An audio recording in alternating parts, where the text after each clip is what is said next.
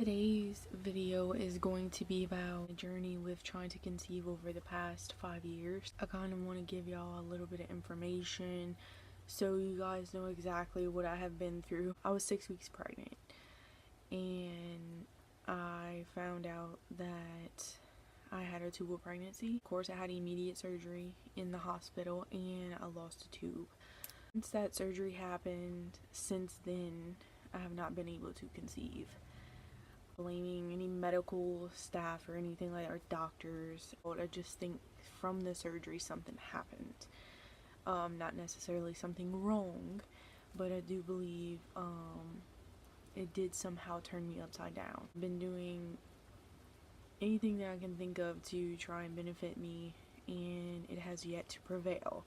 I have gotten on birth control after that.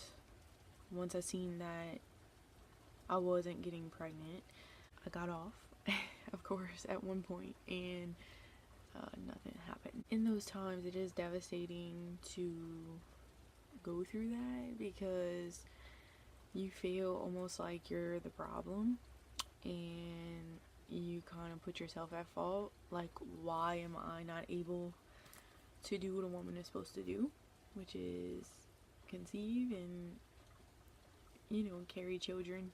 It's so easy for other women, why is it not easy for me, kind of thing. I try and not put my mind frame there because it's not healthy for someone to do that. I'm going through the depression, I'm going through blaming myself, going through blaming other things, and I've just come to the conclusion that it is not my fault, it is no one else's fault, but it was time that I gotten help. I am jumping a little bit in between, I apologize. But with my ex-husband, I did get 6 weeks pregnant, had a tubal pregnancy, got the surgery. We tried for a numerous amount of time after that, and I did not get pregnant. After separation, I got back on birth control. A good bit down the line, I met my fiance that I have now. Once we was together for a good while, we decided that we wanted to try and conceive. I got off birth control. I thought that possibly it may work because some providers do recommend you to get on birth control if you don't have, I guess, a more invasive case. Once I got off the birth control, me and my fiance began to try, and of course it didn't work. Wasn't like I was dumbfounded to it because I figured being with my ex-husband, not being on anything, and I never got pregnant again. And then now this, it wasn't my first time. So after a while of doing that, of just being in that moment of not being able to conceive, I began to work for Oshner. It was under their insurance. And something that I found out was that my insurance carried infertility. I don't know if that was just a coincidence or if it was a blessing, but I take it as a blessing because I wouldn't have been able to afford infertility out of pocket. I do have some friends who pay for that out of pocket, and it is very expensive, to the littlest of things like medication. But I was fortunate that I had that infertility coverage. But a lot of it's kind of rare to find an insurance that does cover infertility, but I was fortunate enough to be blessed with that. So we began to see Dr. Wells, and she is wonderful. She's very informative and a really good provider, but I really only met her twice. But on the first meeting, I did feel comfortable with her. I felt like she knew what she was doing. Her recommendations of exactly what direction we would go, and we began the process. The first process was that I would go in when I'm on my menstrual cycle on the third day and do an ultrasound. But the first day that we was there, I had to do blood work panel, which a lot of people do that just to see exactly where you are health-wise. Thankfully, everything came back normal. Also forgot to mention that I did go through a little treatment with my OBGYN, do rounds of Clomid and progesterone, It did show that it did make me ovulate at one point, but it wasn't high enough. So at that time, I knew I needed to venture out to a fertility specialist. That started. Then I did the blood work with Dr. Wells' office and with the fertility specialist, and then did the 3rd day on my menstrual cycle to see exactly what my uterus looked like and what my ovaries looked like, what everything was doing. They said everything looked great. They said that they didn't see any significant things that I needed to worry about. There was nothing they was worried about. I did do a procedure where they made sure that my only tube that I have wasn't blocked. That really hurted, but I did it in the thoughts of this is all for a little baby. And it went by quick though, and it was really well. Finding that an IUI would be better. The first IUI trial had to be put on hold because my fiance is a tugboat captain and he wasn't around. We wasn't able to get a vial of semen to be able to do the IUI, so we had to put it on hold. And right now is where we are now. So recently, last week on Tuesday, I went back to Dr. Wells. The whole clinic is great. So if you live in that area and you need fertility, I do recommend them.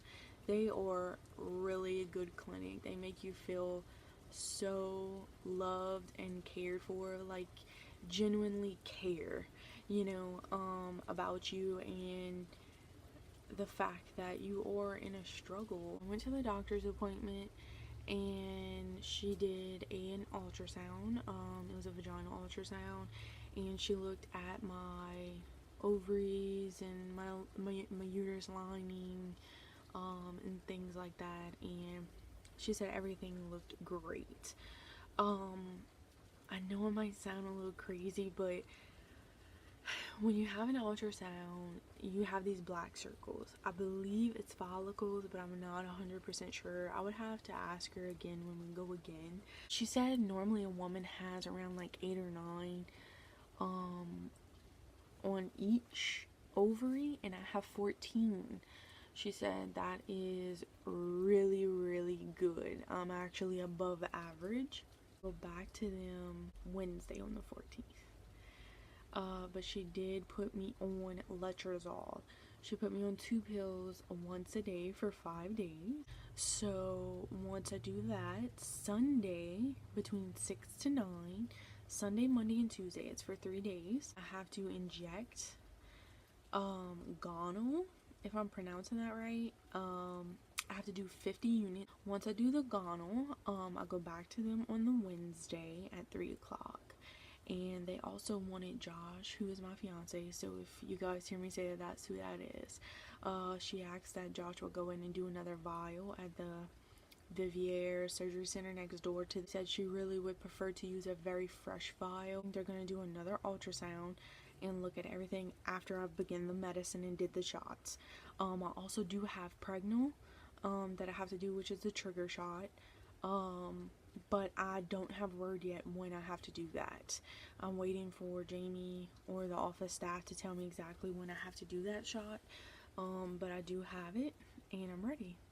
I really am hoping that this works, guys, and if you can keep me in your prayers, me and Josh in your prayers, that we're going to conceive a little baby, that would be so great. And sure, my page will eventually become more of like a family page with hopefully my upcoming children. You guys can see the journey that we have as a family, and see the journey I have to become a mother. It would be so awesome to have women in the same boat as me to help each other out on the days that we just seem like we can't take it. Or I do pray and believe that we all will have our kids that we're hoping for. I am hoping mine will be soon, like within this month. I can wake up or come onto this channel one day and say I am finally pregnant and that everything is great, the baby's healthy, and I'm really hoping that you guys will follow me on that journey. I will say, please don't put negativity on my page. Don't like my videos, you don't believe in what I speak, or you don't like what I say, just don't watch my videos. Hopefully I'll see you guys really soon, and of course I will update you on anything that comes up, and for sure I will update you on Wednesday of what happens in a doctor's office.